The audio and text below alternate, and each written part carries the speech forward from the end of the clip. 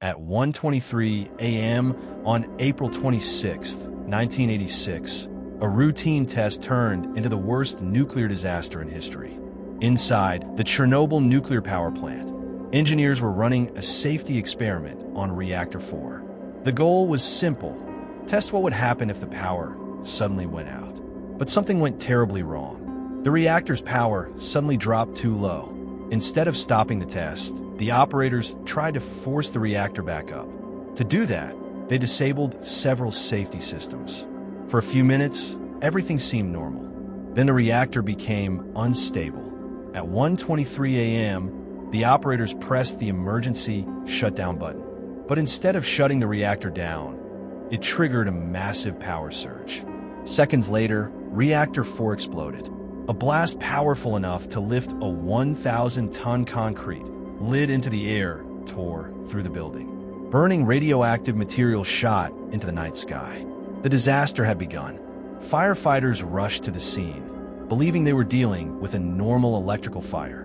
One of them was Vasily Ignatenko. They climbed onto the reactor roof, surrounded by burning graphite from the reactor core. None of them were told the truth. They had no protection from radiation. Within hours, many began vomiting and collapsing.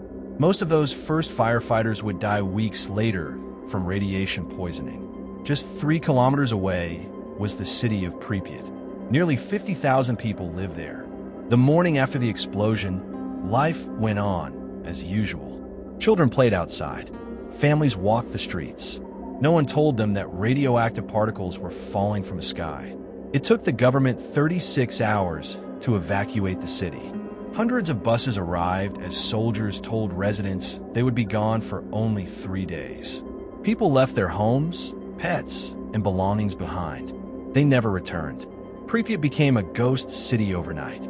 Meanwhile, radiation from the explosion drifted across Europe. The Soviet Union tried to keep the disaster secret, but the truth came out when radiation alarms suddenly went off at a nuclear plant in Sweden. Only then did the world realize something catastrophic had happened.